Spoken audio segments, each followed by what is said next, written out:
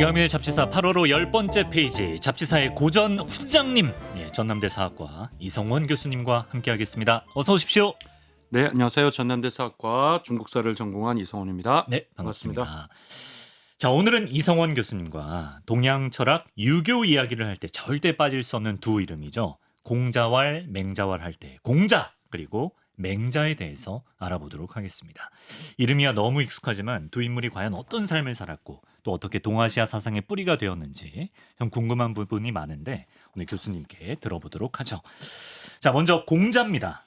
공자는 이제 너무 유명한데 공자의 어떤 개인적인 인간적인 삶에 대해서는 모르는 분들이 많을 것 같거든요. 공자는 어떤 집안에서 태어났고 인간적으로는 어떤 인물이었습니까? 네, 이 기독교 방송에서 공자를 이렇게 또 저희 저희는 네, 흔히 뭐 예수, 석가모니, 뭐 소크라테스와 더불어 인류 역사상의 위대한 성현이라고 우리가 공자를 많이 얘기하는데요. 네. 이제 공자가 우선 태어났던 시대가 기원전 551년 경이니까 흔히 춘추 전국 시대 중에 춘추 시기의 후반부 그때 바로 지금의 산동반도에 있는 이제 노나라에서 태어났다고 그래요. 네. 원래 이제 공씨 집안은 원래 고대 상나라, 예. 우리가 은나라라고도 하는 상나라의 왕족 출신이라 그래요. 그래요? 그런데 이 상나라가 주나라 무왕 때 멸망을 당하죠. 네. 그러면서 주나라가 상나라의 귀족이나 이 왕족 계통 사람들을 따로 이 사람들 중심으로 분봉해 준 땅이 송나라예요. 송나라요. 예. 그러니까 공자의 그 조상은 예. 상나라 그 계통에서 나중에 송나라에서 살다가 예. 또 나중에 그 더 지나서 그 조상이 노나라 지역으로 들어오게 됐고 그리고 원래는 송씨 계통의 성을 쓰다가 공씨로 성을 바꾼 거예요. 그렇군요. 예.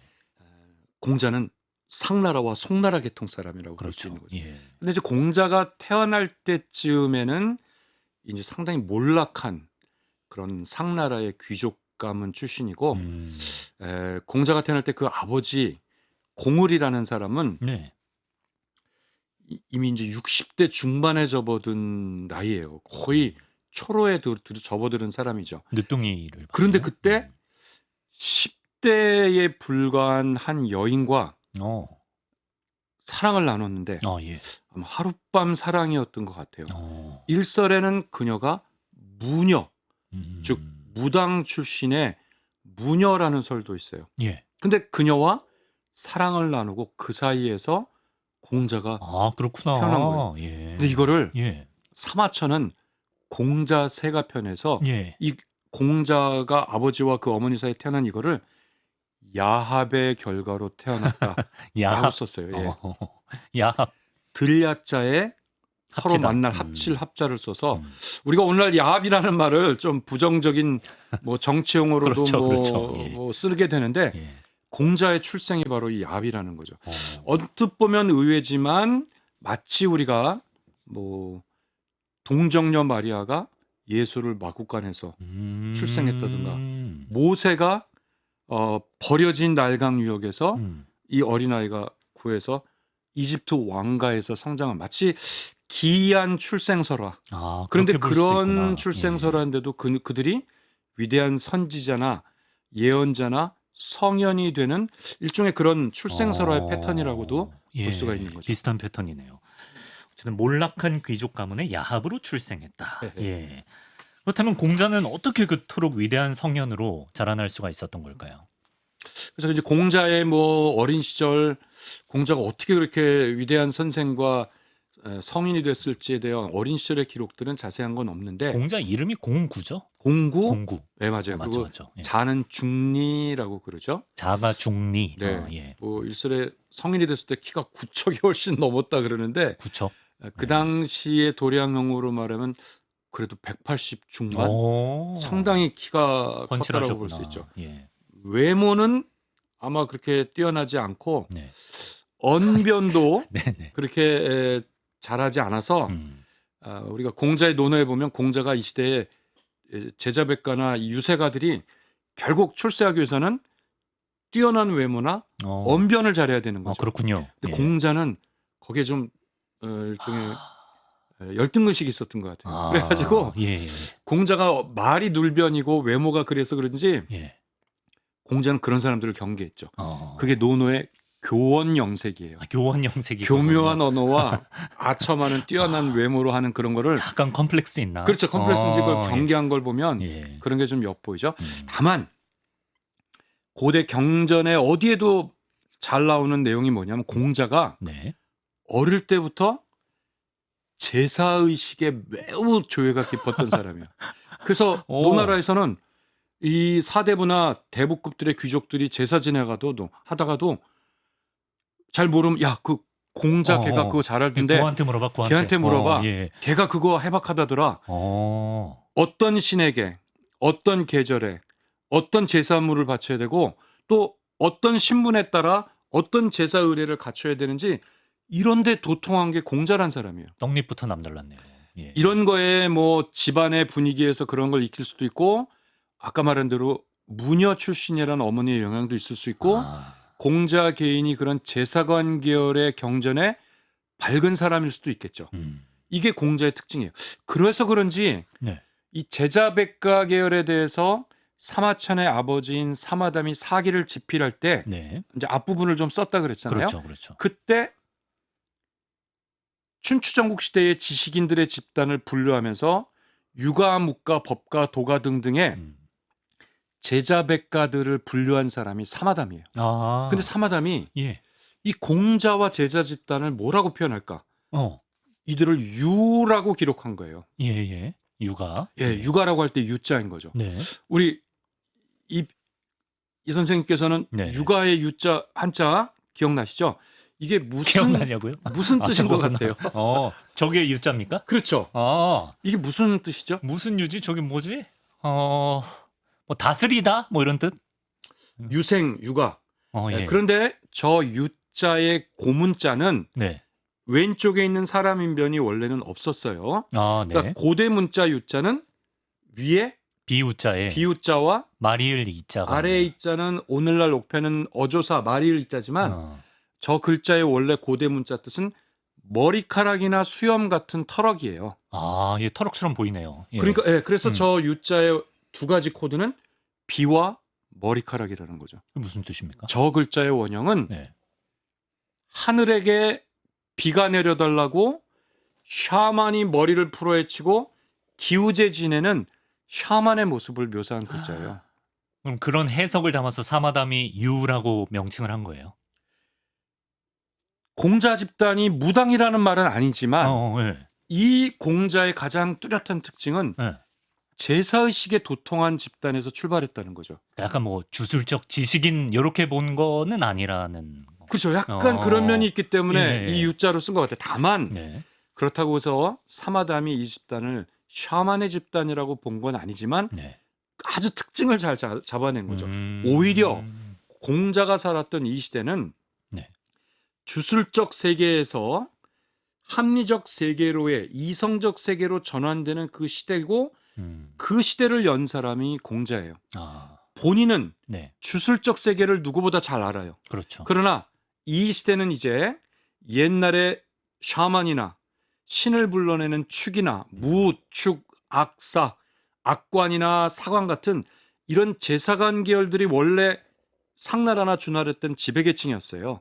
근데 이제 이들의 시대가 아니라 시경, 서경, 역경 같은 경전에 기반한 새로운 사대부의 시대가 되고 있다라는 것을 선언하고 예고한 사람이 공자인 공자입니까? 거죠. 그래서 예. 공자 논어의 그 유명한 네.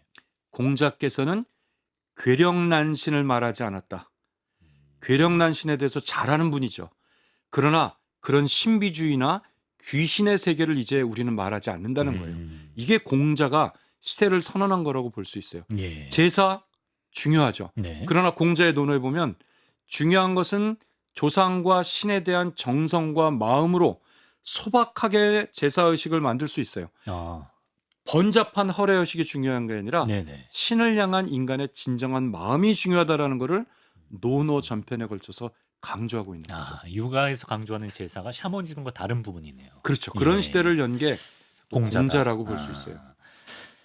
이제 말씀하신 대로 공자가 살았던 시대는 춘추 시대인데요. 공자는 그 시대의 가장 큰 문제점이 무엇이라고 봤으며 이제 문제점에 대한 해법도 제시했는지 궁금합니다. 예, 굉장히 중요한 질문인데요. 네.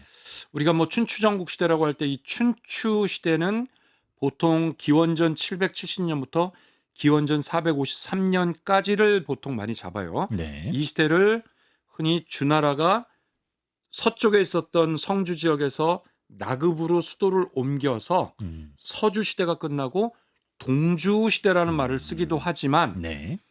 이 시대의 노나라의 역사책이 춘추라는 역사책이 유명하다 보니까 후대 역사가들은 이 시대를 춘추 시대 이렇게 표현을 하는 거죠. 예. 바로 그 춘추 후반부에 공자가 태어나 활동을 한 거예요. 네. 그때 공자가 살던 춘추 후반에 이 시대의 혼란의 문제의 원인이 뭘까? 공자는 서주 시대의 질서의 시대의 핵심은 뭐냐? 주왕서부터 왕, 공경, 대부, 사와 생산을 담당한 인구 대부분의 민이 철저하게 종적 질서가 신분 질서가 아주 일사불란했던 시대라는 거예요.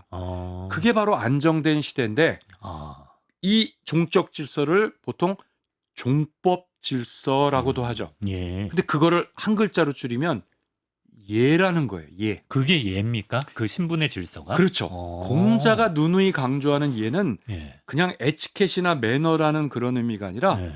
철저히 신분에 따른 역할을 나눈 예치와 예법의 시대. 그 기준 원리는 종법 질서인데요. 네. 이게 바로 공자는 예예요. 예. 근데 음. 이 종법 질서 예가 흔들리고 있는 거예요. 이 시대가. 그래서 제후들이 주왕을 막 능멸하고 제후국 안에서도 대부가 정변을 일으켜서 제후를 쫓아내고 예. 이런 일들이 막 벌어지는 거예요. 네. 그리고 공자는 통탄하지 않을 수 없는 거죠. 질서를 흐트리니까. 이거를 공자식 표현을 하면 예악이 붕괴되었다. 아. 공자는 그렇게 표현했어요. 그러니까 예. 이 문제의식이 이러니까 공자의 솔루션도 뭐겠어요? 질서를 바로 잡아야죠. 질서를 바로잡는 거니까 예를 회복하는 거죠. 그러니까 공자의 솔루션은 끊임없이 예를 강조하는 거예요. 그 유명한 극기복례. 극기복례. 나를 이기고 예로 회복한다. 그 말을 하는 거예요. 그 종법 질서를 다시 회복하는 그렇죠. 거죠. 심지어 예가 아니면 말하지도 듣지도 행동하지도 말라. 맞아. 모든 이 지배계층들의 생활 원리와 질서는 예법에 따라야 된다. 종법 질서에 따라야 된다는 거죠. 네.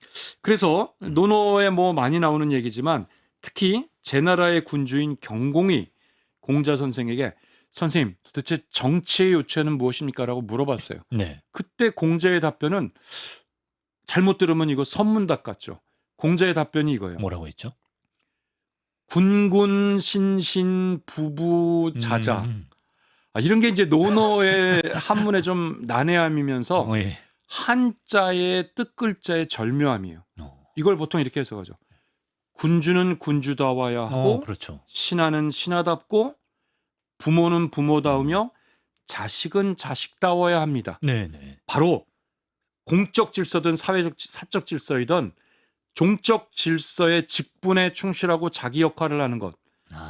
이게 바로 정치의 요체라는 거죠. 그러네. 이게 공자의 핵심이라고 볼 수 있어요. 예. 그 종법 질서를 회복하는 것을 예. 좀 중요하게 봤고 또 그 밖에 공자의 핵심 사상이 있다면 뭐가 있을까요? 예. 이제 예라는 것이 일종의 사회적 질서 원리에서의 핵심이라면 사적 관계에서 인간의 관계에서 중요한 윤리 도덕적인 것이 인인 거죠. 인. 예, 공자의 사상에 아주 중요한 것이 인이라는 거죠. 네. 어떻게 보면 인은 예와 밀접한 관련이 되어 있어서 사실은 논어에 보게 되면 네.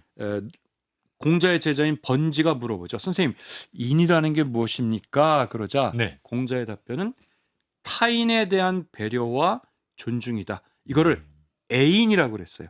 애인. 사랑할 애자에 타인에 대한 인이죠. 이거 잘못 해석하면 기독교적인 사랑이라고 해석할 수 있지만 예. 관련은 되죠. 네. 바로 타인의 배려와 존중 이거를 인이라고 표현한 거예요. 그래서 예와 악이라는 것도 네.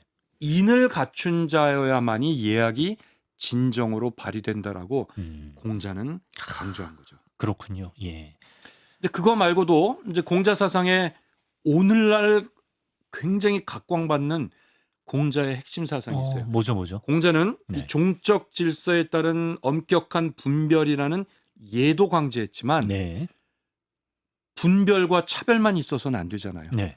사실은 그들을 하나로 묶는 통합과 화합도 공자 사상의 핵심이에요. 바로 공자 논어에 나오는 말이지만 유명한 말이죠. 소인은 네. 그때그때 다름을 맞춰주는 듯 하지만 보다 큰 의미의 화합은 이루지 못한다. 그러나 군자는 비록 다름이 공존하는 얼마든지 다를 수는 있더라도 군자는 큰 화합을 이룬다 그래요. 이거를 바로 네. 소인 동의불하여 군자 화이부동이라는 거죠. 화이부동. 네. 이 화이부동이란 말이 정말 유명한 공자의 그 핵심 사상이고 예. 큰 정치의 요체예요.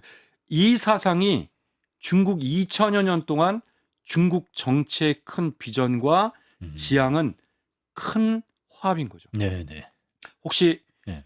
중국의 자금성 가시면 네. 청나라 황제가 진무를 정치를 관장하는 진무 네. 그 전각을 뭐라고 그러죠? 뭐라 그럽니까? 경복궁에 가면 조선왕은 근정전이라고 해요. 그렇죠. 모름지기 군주께서 성실하게 최선을 다해 정무를 돌본다는 거죠. 근정전은 군주의 일종의 애티튜드와 네. 자세를 잘 표현한 말이에요. 근데 중국 아, 황제의 그 화자 들어갈 것 같은데. 태화전이에요. 태화전이군요. 예. 바로 정치의 큰 지향은 이 거대한 제국의 큰 화합을 이룬다는 큰 게 화합. 그 사상의 출발이 공자의 화이부동에서 한 가지 더 흥미로운 점은 이 화라는 거는 네. 원래는 네. 바로 고대 취주악기, 피리 같은 걸로 네. 악류를 모든 악기를 조율하고 네. 화음을 맞춘다라는 그 글자 화음의 화. 화음의 화자. 네. 고대 악기 갑골문에 보면 요즘은 약자로 쓰지만 네. 그 음악 용어의 하모나이즈라는 뜻에서 음악 용어의 화가 온 거예요. 음악 용어로 음악 쓴 용어인데 한자예요. 바로 예. 그것처럼 모든 다름을 조율하고 화합을 이룬 용어.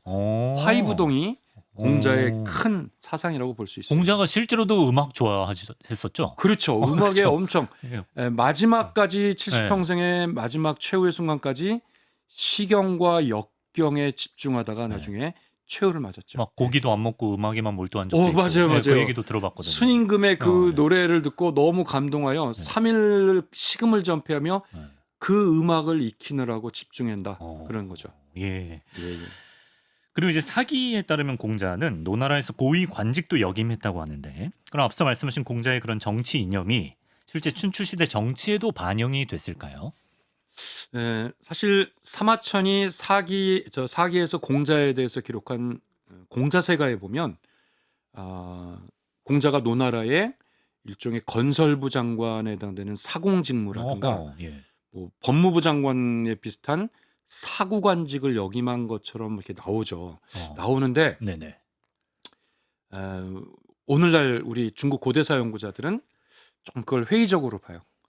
사실 공자가 그렇게 고관의 높은 관직에 올라갔을 것 같지가 않다는 거죠. 그렇습니까? 왜냐하면은 이미 공자가 살았던 그 춘추 후반에서 전국으로 넘어가는 시대에는 아까 말씀드린 대로 유력한 대부들이 권력을 잡고 좌지우지하고 종축 질서가 무너지는 이런 상황이에요. 그렇죠. 그리고 각 제후들의 첨예의 관심은 어떻게 부국강병을 이루고 어떻게 전쟁에서 승리하며 이 나라가 멸망당하지 않을까.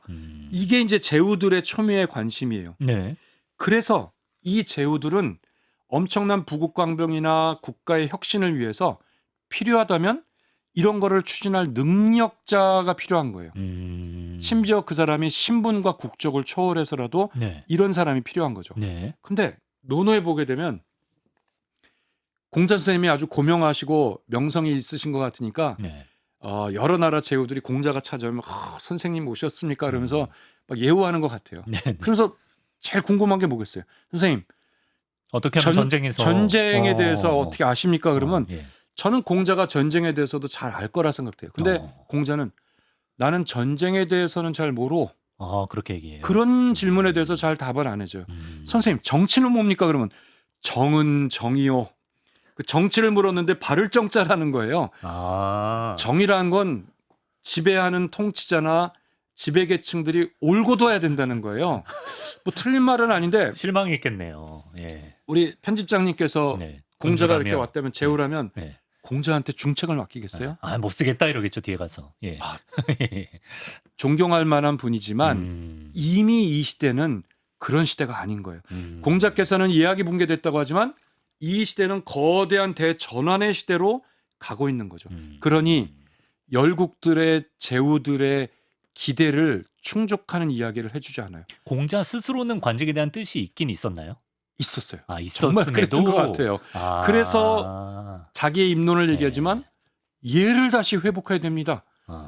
종법 질서를 회복하라는 이 말이 시대에 다시 시대에서는 쓰임을 못 좀 받았구나. 시대에 좀 맞지 않는 이야기죠. 그런 점에서 사실 공자는 정치가로서는 불우하고 실패한 사람이라고 해도 관이 아닌 거죠. 그러면 이제 더 궁금해지는 게 어떻게 공자는 그렇게 위대한 성현으로 나중에 추앙받게 된 건지. 물론 실패한 정치가일지 모르나 흔히 우리는 공자를 위대한 교육자라고 우리가 얘기를 하는 거죠. 위대한 교육자. 이 점은 부인할 수 없고 어떻게 보면 동아시아의 혹은 인류 역사의 위대한 스승이라고도 말할 수가 있어요.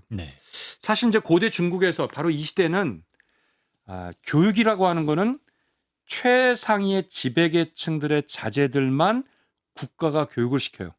바로 왕 밑에 제후급의 인물들을 공이라 그러죠. 공경대부의 이 인물들의 최상위의 자제들, 이들을 공의 자제라는 의미로 공자라거나 국가의 자제라는 의미의 국자라 그래요. 그래서 그들을 가르치는 고대 교육기관에는 뭐 옛날에는 성균이라는 교육관이 있었다더라. 한무제 때는 뭐 태학이 있었고 좀 후대 내려가면 국자들을 교육하는 국자감이라는 교육기관이 있었다. 근데 이 교육기관들은 다 국가의 공립학교, 국립학교예요. 다 공교육인 거죠. 근데 아까 말씀드린 공자가 살았던 이 시대는 출신 성분이나 심지어 외국인이더라도 해박하고 능력 있으면 돼요. 영입을 하죠. 이 사람들을 막 스카우트 한단 말이에요. 근데 공교육의 혜택을 못 받는 사람들, 대부 이하의 지식인들, 대부와 사, 심지어는 민중에서도 백성 중에도 내가 능력만 있으면 출세할 길이 이 시대에 열린 거예요. 그러니까 공교육에서는 안 받아주지만 내가 공부를 통해 실력을 키우면 되는 거죠. 그래서 이 사인들이 듣자니 저 노나라에 고금의 경전에 도통한 분이 계시다더라. 공자 선생이겠죠. 그래서 그 선생님을 막 찾아가요.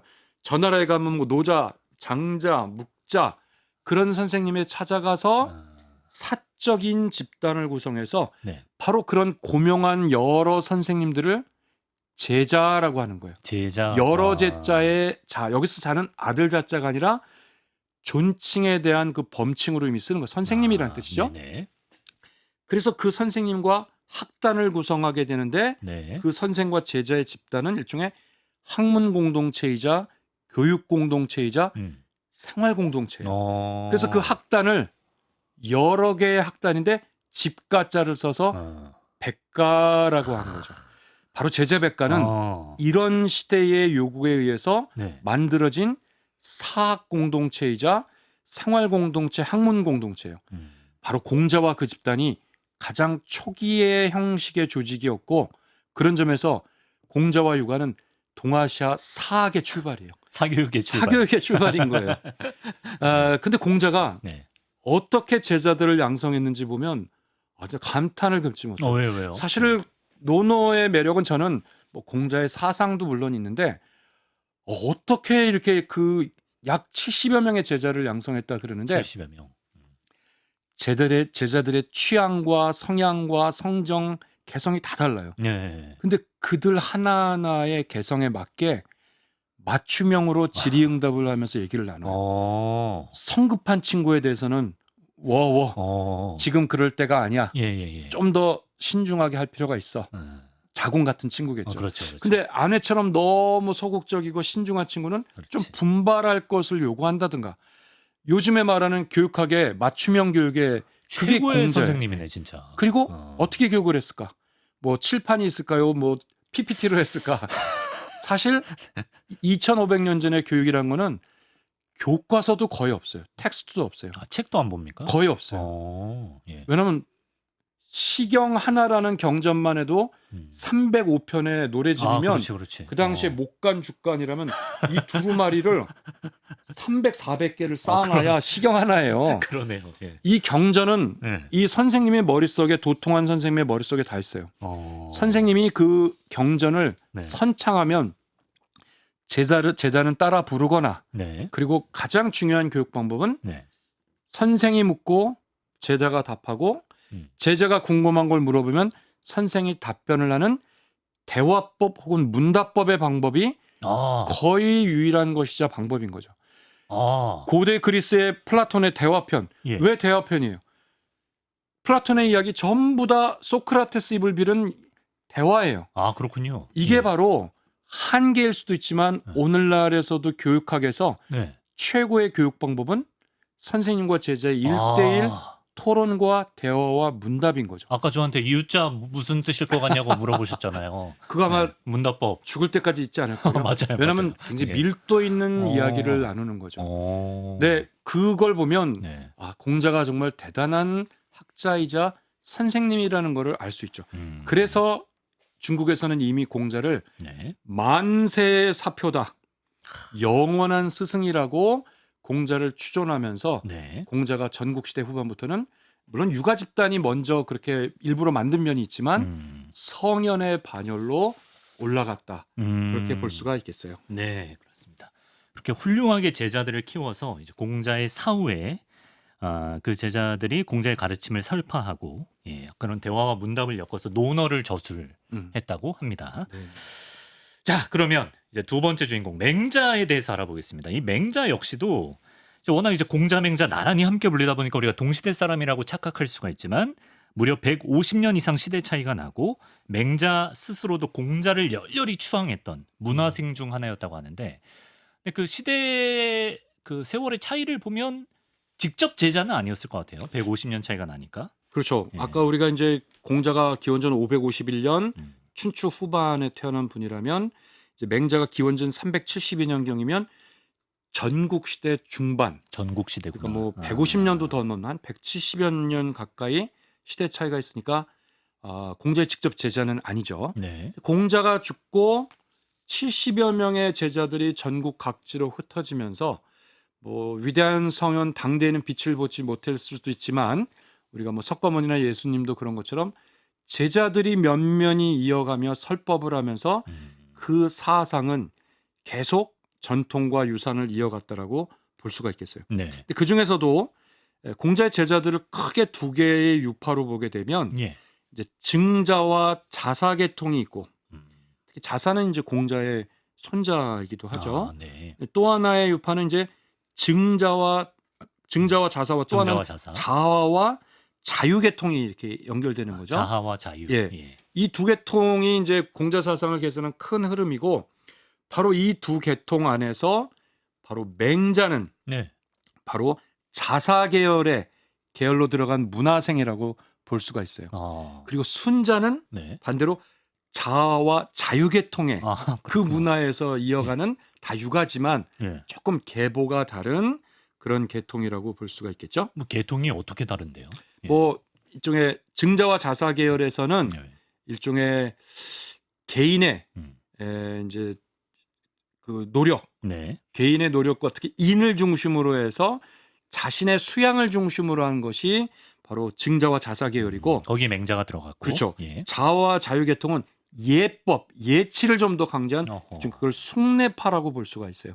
요 계열에서 순자 계열로 이제 좀 연결이 큰 맥은 같은데 약간의 정도의 차이를 두면서 계통이 됐다라고 볼 수 있고 두 계통 안에도 약간 긴장감도 예. 또 있어서 라이벌 관계. 순자가 굉장히 또 맹자를 또 비판하는 걸 보면 같은 육아 안에서도 네. 긴장감이 있었던 거를 볼 수가 있는 거죠. 그래서 맹자는 큰 틀 안에서는 공자의 예와 인이나 이런 걸 계승하면서도 네. 또 이제 자기만의 독자적인 철학이나 음. 사상을 또 발전시킨 거죠. 야, 그렇군요. 맹자하면 떠오르는 가장 유명한 수거라면 맹모삼천지교가 아닐까 싶습니다. 맹자는 글쎄 어릴 때 어머니 말씀 잘 듣는 착한 아들이었을까요? 예. 글쎄 역시 이제 맹자의 어린 시절에 대해서도 뭐 잘 알려진 바는 없지만 음. 이제 산동 지방의 조금 작은 읍인 추우라고 하는 추읍에서 성장했다고 그래요. 근데 이제 아까 제가 말씀드렸던 정사는 모든 게 남자들의 역사라면 네. 전환시대 때 유양이라는 사람이 여자들만의 역사서인 연려전을 썼다 지난주에 그랬잖아요. 설명해 예. 주셨죠. 예. 그때 유양의 연려전에 유양이 여자들의 이야기에 맹자의 어머니를 거기에 하나 써줬어요. 아, 거기 그 일화가 들어간 거예요. 그렇죠. 예. 그 내용에 의하면 음.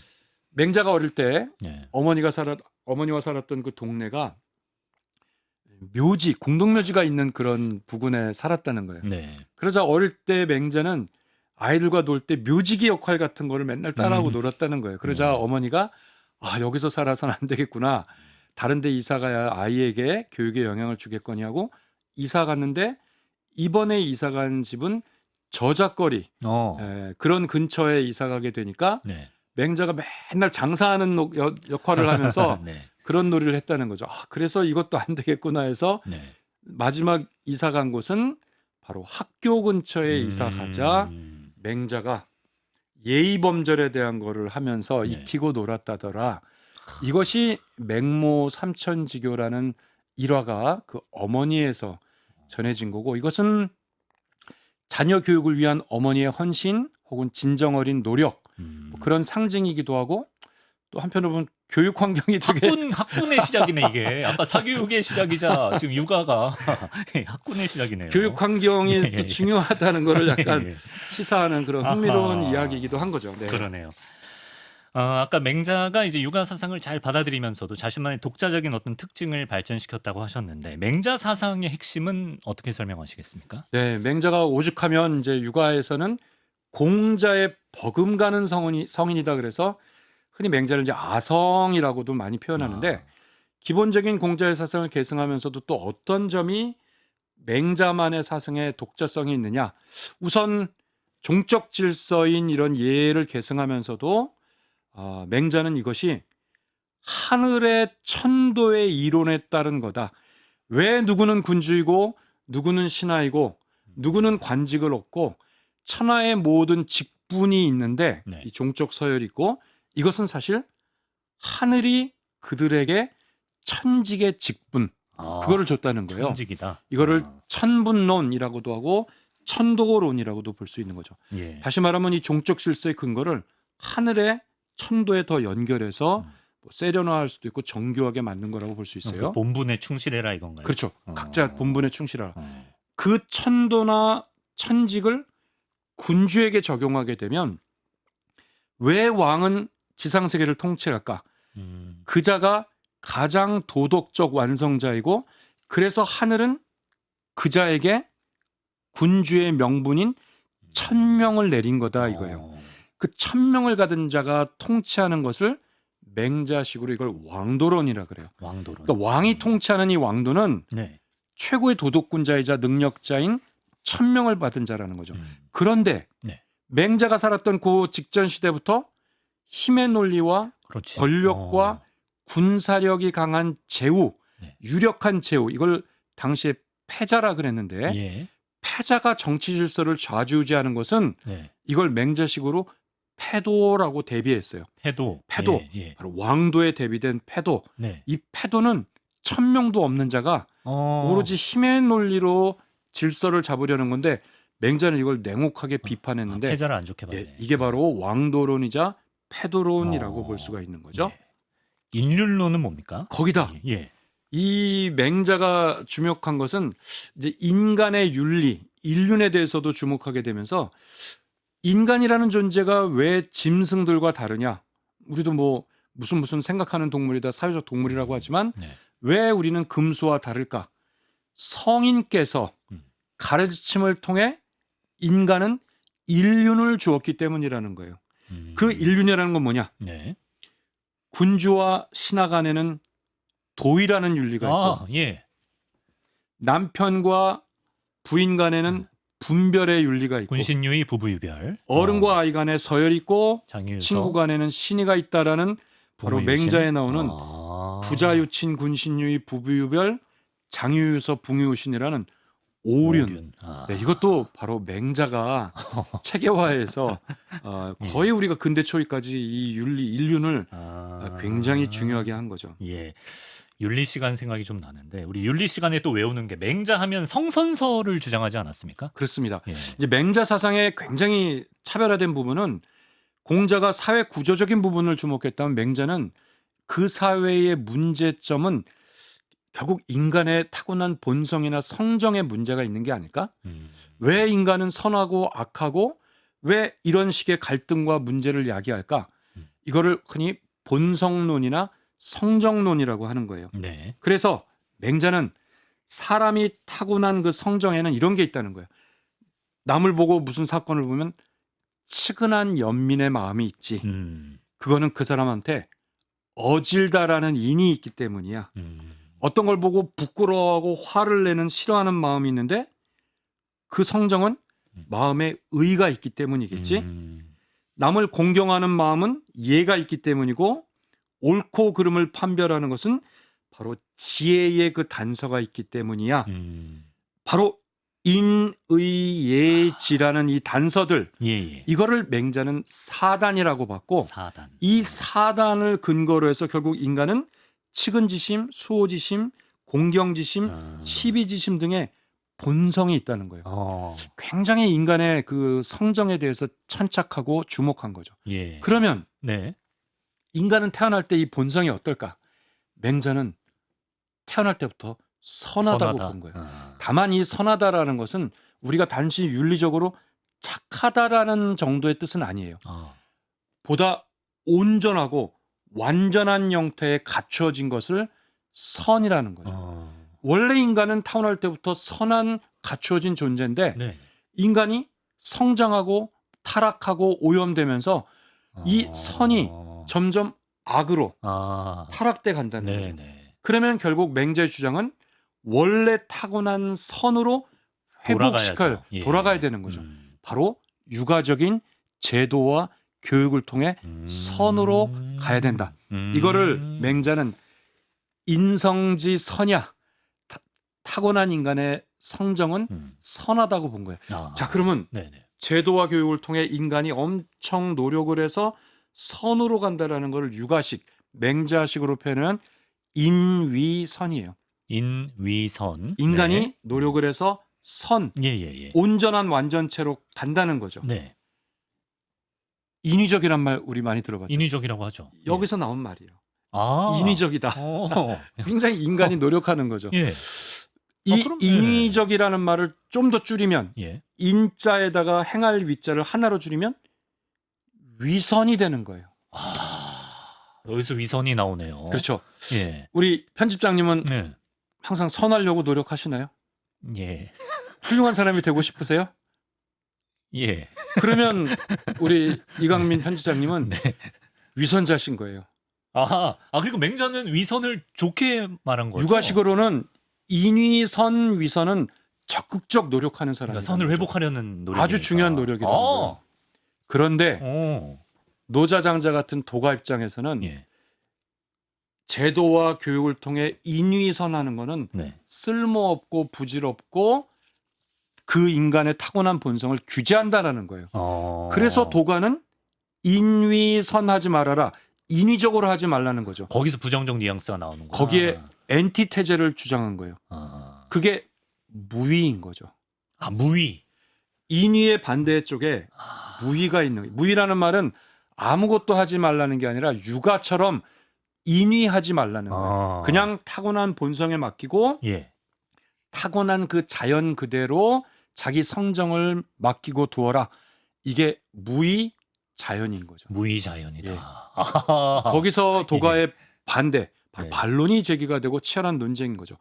비슷하게 본성을 받지만 순자는 성악설이죠. 성악설인 거죠. 예. 순자는 인간은 타고날 때부터 온전하지 못하다는 거예요. 네. 불완전한 존재라는 거예요. 예예. 그게 인성지 악인 거예요. 그렇죠. 예. 뭐 악하다 윤리적인 게 아니라 네. 그런 것만 아니라 불완전하다. 불완전한 존재니 채우자. 제도와 교육을 통해 선의 존재로 끊임없이 노력하잖아요. 그러니까 방법과 지향은 같아요. 근데 그러네. 출발점이 예. 맹자와 순자는 좀 다르게 봤을 뿐인 거죠.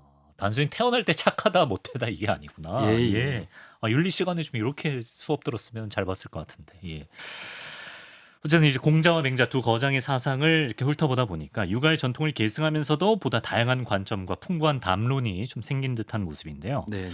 그럼에도 어떤 공자와 맹자가 각각 살았던 시대에서 오는 차이점도 분명히 있을 것 그렇죠. 같습니다. 예. 공자 다르고 맹자 다르고 순자가 다르고 같은 육아의 계통이면서도 시대가 다르니 주장들이 조금씩 좋은 의미는 진화이고 계승 발전했다라고 볼 수 있는 거죠. 네. 공자가 아무리 예약이 붕괴됐다라고 해도 춘추 시대는 주나라 왕을 그래도 존숭하는 낭만이 있었던 시대예요.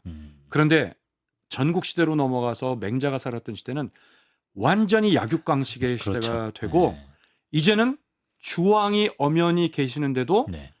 옛날에는 변방에 있는 이민족자들이 이민족 군주가 자기를 막 왕이라고 그랬어요. 네. 근데 이제 맹자가 싫어했던 사람은 맹자의 왕도론이 무색하게 중원에 있는 국가들마다 다 왕을 자처해요.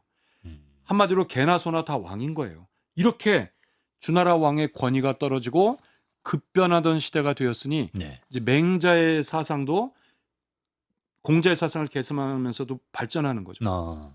그리고 네. 더 나아가 네. 순자의 시대가 가게 되면 더 어지러운 시대가 되니 순자는 심지어 육아계열에서는 한 번도 주장 안 했던 필요하면 형벌과 법으로라도 질서를 잡아야 된다. 이게 굉장히 다른 결이거든요. 예. 그런 면에서 순자는 육아와 법과의 예. 과도기적인 경계선에 있었던 그런 인물이라고 할 수 있는 거죠. 그 중간에 바로 시대가 그렇게 변한다라는 거를 네. 볼 수 있는 거예요. 그런 상황에서 맹자는 끊임없이 다른 제자 백가 계열들과 논쟁을 벌이면서 네. 노력을 했다라고 볼 수 있어요. 그래서 네. 육아의 태도 공자가 있다면 역시 맹자의 중간자 역할도 크고 또 육아의 종사 순자의 역할도 매우 중요하다고 볼 수가 있는 거죠. 공자, 맹자, 순자 네. 각각의 역할을 했군요.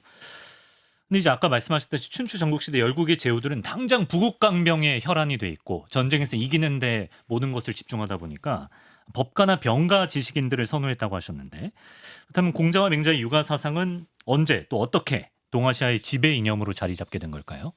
네, 어떻게 보면 춘추 전국시대 상황만으로 보면 이제 육아 집단은 마이너리티고 어떤 보면 멸문당해야 되는 그런 학파이라고도 볼 수 있고 그렇죠. 예. 두각을 나타내지 못하죠. 그래서 저라도 그랬을 테고 제후들은 전쟁을 이기는 병가, 그다음에 제도개혁과 군주의 권한을 강화를 주장하는 법가들을 중용하게 되고 실제 결국 춘추전국시대의 최후의 승자인 진시황의 진나라도 법가와 병가를 그렇지. 중용하면서 예. 전쟁에 승리하고 천하를 통일하고 진시황제가 제국을 수립하게 됐으니 네. 누가 봐도 법가가 가장 중요한 메이저가 된다라고도 볼 수가 있는 거죠. 예. 그런데 뜻밖에도 진시황제가 죽으면서 진이 일찍 무너지게 되잖아요. 네. 그렇게 되면서 다음에 이어진 한나라는 왜 이렇게 진이 위대한 업적을 세웠는데도 진나라가 이렇게 또 무너졌을까? 여러 요인이 있지만 너무 법가 중심으로 국민들을 통제하고 네. 그런 것은 부작용을 일으킬 수 있는데 사마천은 이걸 이렇게 표현했어요. 네. 언제라도 화살을 쏠 준비를 하면서 활 시위를 팽팽히 당기고 있다는 거죠. 예.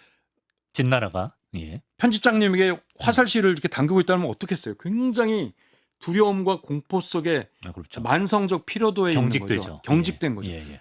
바로 이 단계를 사마천은 긴장이란 말을 쓴 거예요. 긴장하다 할 때 긴장이요? 긴장이 활 시위 당길 긴장이에요. 사실 예. 활 시위가 장력을 유지하려면 당기기도 해야 되지만 풀어줘야 되는 거죠. 그렇죠. 예. 그래야 이 활의 역할을 하는데 진시황제는 너무 긴장만 했다는 거죠. 그래서 사실은 활 시위를 풀어줄 필요가 있는 거죠. 예. 활 시위를 풀어준 걸 뭐라 그러죠? 긴장 풀어. 그걸 한자로 이완이라는 거죠. 그게 이완입니까? 예. 아. 그래서 긴장과 이완의 두 글자에 다 활궁자가 들어가는 이유는 이 관계를 말하는 거죠. 그런데 바로 예예예. 마이너리티라고 생각했던 이 육아가 네.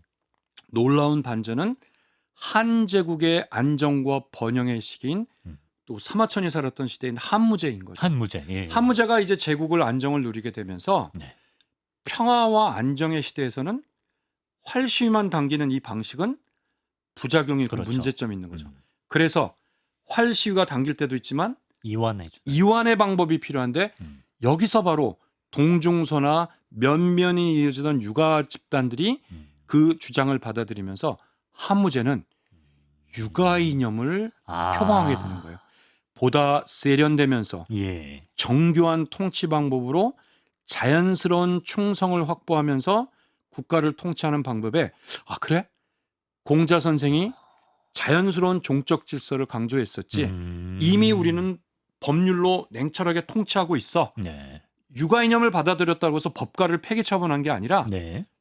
채찍과 당근이라는 공존하는 거죠. 두 가지를 하는데 이걸 보통 내법 외유. 법가는 여전히 운영하면서도 겉으로는 육아 이념을 지배 이념으로 받아들여서 육아의 중요 경전들 5경을 일종의 국정 교과서로 선택하게 되고 예. 교과목으로 정하고 여기에 전문가인 오경 박사 선생님들을 모셔서 네. 이분들에게 육아의 경전을 국가의 최고의 지식인들과 자제들을 가르치는 고등교육기관인 태학을 설치해서 이걸 가르치게 된 거예요. 그러면서 점차 그리고 그로부터 2100여 년 동안 예. 동아시아에서 이 육아 이념은 가장 중요한 지배 이념이자 네. 학문이자 그리고 나중에는 조상들에 대한 상장 의례와 제사 의식과 통과 의례의 모든 리처럴 세러머니의 방식도 유교적 이념으로 받아들여서 그러네요. 육아는 유교화되기도 하면서 가장 중요한 동아시아의 지배 이념으로 네. 자리 잡았던 거죠. 예. 다만 다만 시대에 따라 춘추전국 시대의 육아 이념이 다르듯 한나라 때 가게 되면 경전을 해석을 중심으로 한 한당 시대의 훈고학, 예. 훈고. 송나라에 가게 되면 불교적 사유와 사변을 받아들여 새로운 유학이라고 하는 주작이나 성리학, 명청 시대에는 고증학 등 예. 시대의 요구에 따라서 육아 이념도 끊임없이 변화를 모색하면서 예. 그러면서 청말 때까지 그리고 거기에 바로 과거제도라는 중요한 인재 선발 과정에도 얼마나 유교 경전을 잘하는가를 그렇죠. 가지고 네. 인재들을 관리를 선발하게 되면서 공고하게 육아는 동아시아의 지배 이념으로 자리 잡았다라고 볼 수가 있어요. 예. 그러면 우리나라 역사에는 이런 공자와 맹자의 사상, 육아 사상이 언제 어떻게 들어왔을까요? 예, 대략 그 전에는 우리가 뭐 삼국 시대 이후에 유교나 불교 이념이 수용되지 않았을까라고 생각되는데 그럴 가능성이 매우 높지만 최근에 북한의 평양의 정백동이라는 곳에서 네. 우리가 고조선이 한나라와 전쟁 과정에 패배하고 고조선 지역에 한나라가 4개의 군을 설치했다는 한사군. 그 중에서도 가장 오래 지배했던 사군 중에 하나가 낙랑군이라고 낙랑군. 있었어요. 예. 한사군 중에. 예. 근데 그 낙랑군의 행정 치소가 평양이었던 것 같아요. 그래서 평양의 정백동 마을의 그 고조선 유적지이자 한사군 유적지에서 1990년대에 예. 목간과 죽간이 발견됐는데 예. 거기서 예. 낙랑군의 인구 조사를 했던 호구 조사 장부가 나왔어요. 네네. 나무에 기록한 목간인데 네.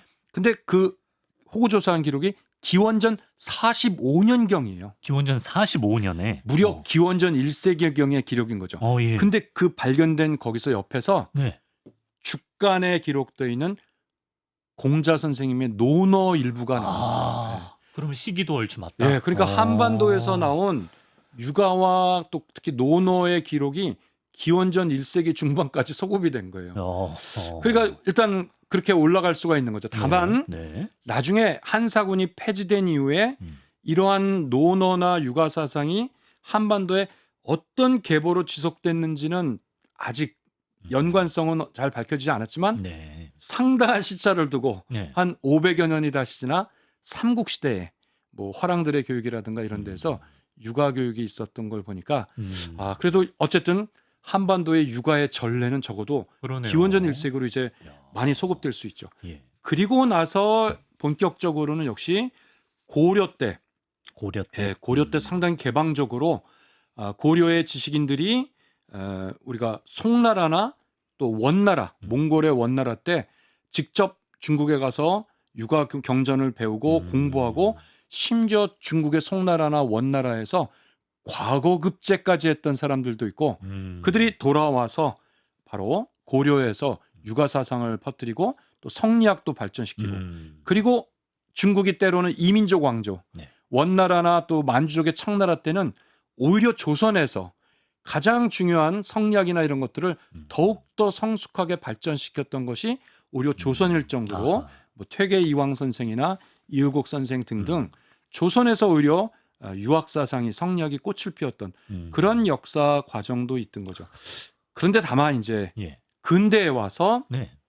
중국에서 이제 오사운동이나 문화대혁명을 거치면서 왜 우리 동아시아는 이렇게 낙후됐을까? 결국 모든 책임도 다시 공자와 육아 사상의 책임을 돌리면서 그때 배격되나요? 그러면서 배격되고 심지어 문화대혁명 때는 공자의 그렇죠. 사상을 비롯한 엄청난 파괴의 대상으로 네. 공자와 육아 사상의 엄청난 역사적 부침, 네. 비극과 영광의 역사가 반복되는 거죠. 음. 그러다 오늘날 중국의 정부가 경제적 양극화, 도시와 농촌 많은 갈등이 있고 소수민족 간의 갈등이 있자 아, 지난 후진타오 정부서부터 태화. 그 태화. 정책 화합. 큰 것은 어. 화합이다. 어. 그러고 보니 또 공자 사상이 중요한 거예요. 그래서 다시 공자를 추앙하는 급반전의 역사. 상당히 어떻게 보면 좀 씁쓸하기도 하지만 그러네요. 공자의 선생의 가르침은 영원히 지금까지도 일관된데 정치에 따라 이것이 급변했던 것이 바로 중국 현대사의 야. 또 하나의 역사였다라고 네. 볼 수가 있겠어요. 활용되었다가 배격되었다가 네. 예, 그런 역사네요. 자, 이제 마치면서 교수님께서 개인적으로 잡지사 구독자분들께 심어주고 싶은 한마디, 추천하고 싶은 공자나 맹자의 한마디가 있다면 무엇일까요? 글쎄요, 뭐 너무 많지만 그래도 네. 여러분들이 뭐 논어를 읽어보셨는지는 모르나 그래도 맨 앞부분은 많이 보셨을 테고 또 거기에 저는 굉장히 공자 사상의 핵심이 있는 거죠. 바로 여러분이 잘 아는 학이시습지 불역 여로와 유붕자 자원방 내면 불역 낙호와 또 인부지불원이라도 예. 불역 군자호와 이 부분이 좋다고 생각이 돼요. 부끄럽지만 좀 모르겠습니다. 예. 무슨 뜻이죠? 배우고 예. 때때로 익히면 기쁘지 아니한다. 그거구나. 그리고 친구라는 붕자는 단순한 친구가 아니라 함께 공부하는 친구를 붕이라 그러는데 네. 함께 공부하던 친구가 멀리서 찾아오면 또한 즐겁지 아니한가. 그리고 남이 알아주지 않아도 내 스스로 개의치 않는다면 그 또한 군자가 아니겠는가라는 거죠. 제가 볼 때는 오늘날 유튜브라는 새로운 플랫폼에서 특히 우리 잡지사가 네. 이거를 애청하는 구독자분들이야말로 네. 학이시습지를 생활화하시는 언제든 필요하면 또 보시고 네. 즐겁게 지식과 학문과 상식과 즐거움을 얻는 공자님이 바라던 그런 분들이 아닐까 이런 생각이 드네요. 저희 배우고 때때로 익혀서 또 기뻐질 수 있게 또 네네. 나와주시면 좋겠습니다. 아유 감사합니다. 모시겠습니다. 자, 오늘 공자와 맹자에 대해서 이성원 교수님과 함께 말씀 나눴습니다. 고맙습니다. 네 감사합니다.